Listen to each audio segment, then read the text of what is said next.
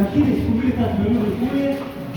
Sasa lazima angalie mazingira yanayokufanya utende dhambi, niachane nayo, wachane nayo. Ndio mkielewa, wachane na yale mazingira.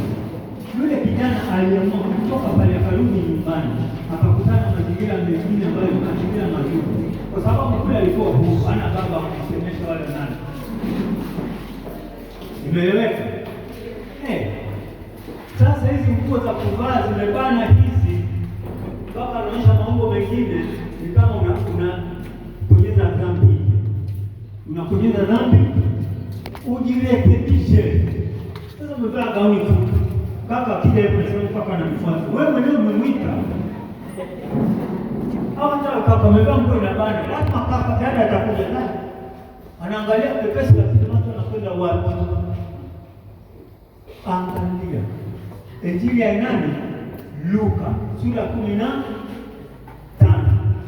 Isome vizuri. Lakini mwenjili Luka huyo ameongea vizuri sana kwenye sura ya 13 aya ya 6 mpaka ya 13 aya 9. Mwenjili Luka 13 aya ya 6 mpaka ya 9. Yesu alitafuta matunda kwa miaka hii. Kila akija mti hauna matunda, kila akija mti hauna matunda. Akamwambia bwana, huu mti ukate, unaharibu ardhi bure. Akamwambia bwana, tungoje mwaka huu, nitapalilia, nitatia mbolea, nitachimba mtaro, maji yaingie. Haya mambo matatu yametajwa, lakini si katika, kuna mahali pengine yametajwa mawili, mahali pengine mawili, lakini amebadilisha. Lakini ujue ili mtu ule uzae, anasema atapalilia, hapo ilikuwa kwenye kichaka, ataweka mbolea, ataweka maji. Tayari ameshajua kwamba kwa vote hivi vitu vikifanyika vitafanya mmea afanyeje? Uzae. Na wewe angalia mazingira ya dhambi, ujirekebishe, kama huyu alivyoangalia kwamba huu mtauzaa kwa sababu huko porini, huko porini. Sasa dhambi, kila dhambi tunayotenda sio kwa bahati mbaya, tunadhamiria, tuna dhambi. Angalia mazingira, kila dhambi ina visababishi, kila dhambi tunayotenda ina visababishi. Sasa angalia hivyo visababishi, tukisaidishe navyo. Kama huyu lazima napalilia, chimba mtaro, au utaweka maji, utaweka mbolea. Fikiria dhambi zako unazozitenda kwamba mazingira hayo yapo. Kwa hiyo inabidi kwamba Mungu nisaidie, niepushe na mazingira yale yanayonifanya nitende dhambi, niepushe na yale mazingira ya kutenda utatenda ubinadamu. Tukatae binadamu, lakini kutafuta. Sasa unamaliza leo, umeungana, ukifika Jumatatu dhambi zote zile umeshazirudia.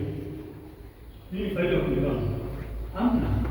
Angalia mazingira na ufanye utende dhambi yako wewe. Kila dhambi ina mazingira yake, visababishi yake, vishawishi.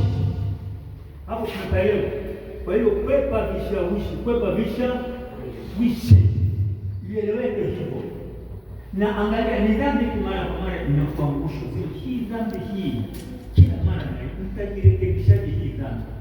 Inaweza kama kufika kwa kali safari. Pamoja na hali yote bwana, mimi siwezi kutembea na msichana na kwamba hapa na pale nitamkusia. Maana hapa wamesema mnaogopa sana dhambi ya uzinzi. Sasa umevaa kamboka fupi, sio mja karibu wewe hapo lazima, au hizo nani siku tunazoangalia ukakimbilia mikale ile ambayo wanacheza kuwa tupu.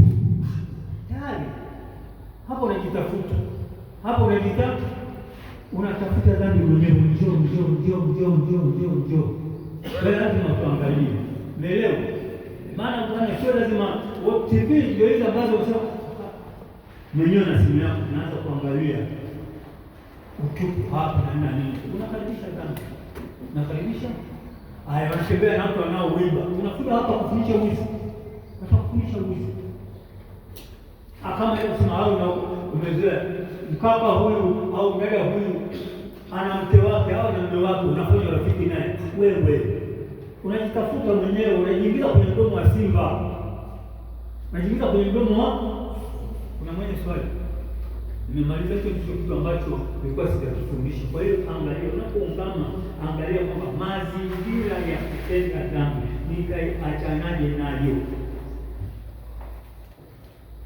Luka 13 aya 6 mpaka 9 anasema nitapalilia, nitaweka mbolea, nitaweka maji. Lazima mtu utazae